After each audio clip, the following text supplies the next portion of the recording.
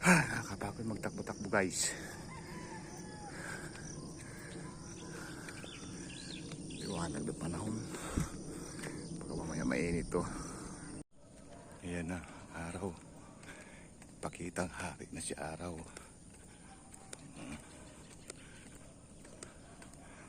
Maganda, sarap. Makikita mo ang sikat ng araw.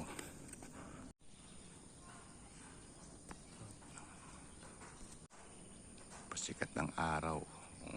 Okay, so pasikat ng araw. I-exercise tayo, jogging, walking.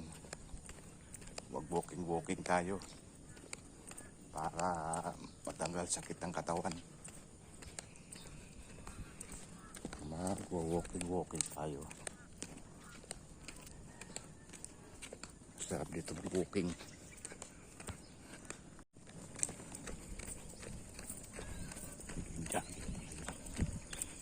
Para ang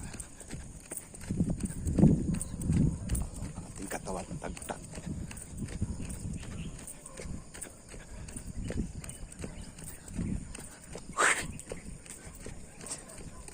Sarap guys mag-jogging.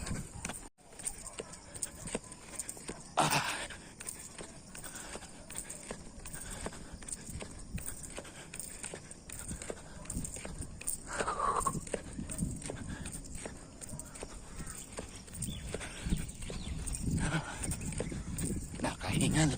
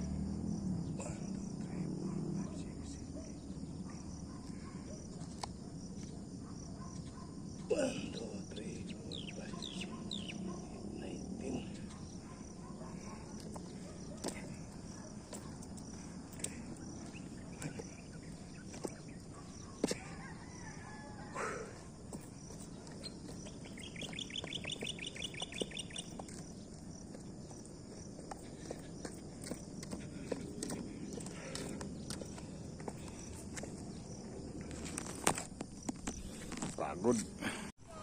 Alin yan? Walang airplane dyan. Walang airplane dyan. Hindi. Sus Maria Joseph naman, nandito lang tayo. Iwan ka. Grabe itong aking apuhan. Iwan daw siya. Yan namang lola ko, malayo na. Pupunta kami doon sa palaruan ng bata. Ito, mag-basketball. Para exercise sa mga mga kabataan. Doon tayo. Bilisan mo naman. Pagod ka na? Ganda mo maglakad-lakad ka dito eh.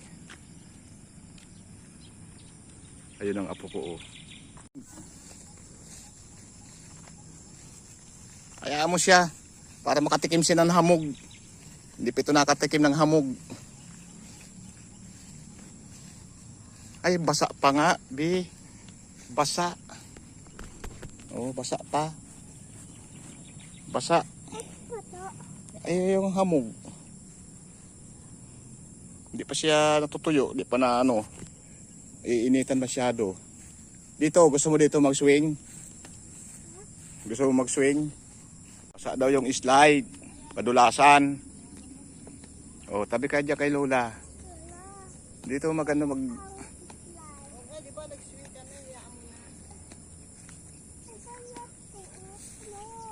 mamaya na. Sa kabila na. Kaming hapon. Kasi pag hapon hindi basa. Maano kasi mahamog pa. Di ba sa Taguig wala ng ganyang hamog? Kel, di ba? Bakit bata ang amo? Aywan ko.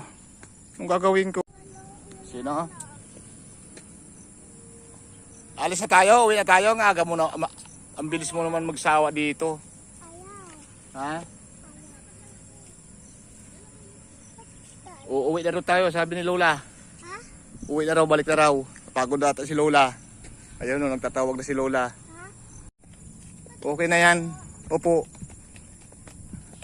Gusto ko lang makalakad si Lola mo ng mahaba-haba.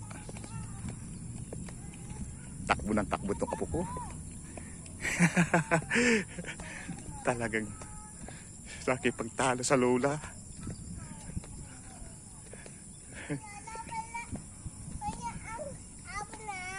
Oh, mamayang hapon. Mag-ano tayo? Bakit ang hilig mo magtakbo-takbo? Diretso tayo, doon tayo mag-shortcut. Dito ako swimming pool. Saan mo na shortcut? Ayaw mo dito dumaan sa ano? Bakit may shortcut ba dyan? Ayan, pagdating natin pag ganun. No. Dito tayo mo sa malawak na kalsada. Hindi saan papunta yan? Dito sa atin din. O dito na tayo. Ulan na yung okra. Sinong airplane? Hindi yan airplane. Wala. Kakalit tayo. Sarap dito. Tiyan mo, lamig-lamig ano. Samantalang sa atin wala na ganitong hangin. Siyempre puro puno pa dito. Walang tao, walang Tiyan, ano muna na yung apo mo. Si Emil, sabi niya wala. Sino? Tinanong ko si Aida, dyan ba si Emil, sabi niya wala. Bakit balak umuwi? Hindi, tinanong ko lang. Ito, Oo, ayun na si Lola ho, malapit sa bahay. Ganda ng ano, mga puno.